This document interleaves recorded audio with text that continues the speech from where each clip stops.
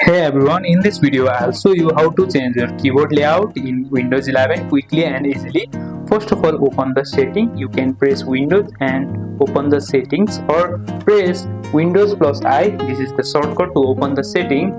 Now move on to the time and language. Here you will find the option named as language and region. Click on it. Here you can change the preferred language as you want, or you can add. If you don't find the language here, you can add a language which you are familiar with.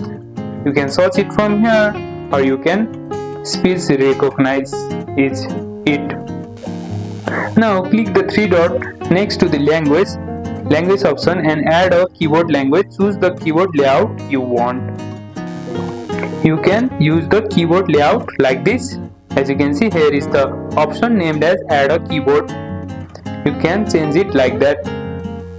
You can now switch layout by clicking the keyboard icon in the taskbar or pressing Windows plus space. This let you toggle quickly between multiple layouts, and that's it. You have successfully changed your keyboard layout in Windows 11. If this helps, like, subscribe and hit the bell for more Windows tips, and I'll see you in the next one.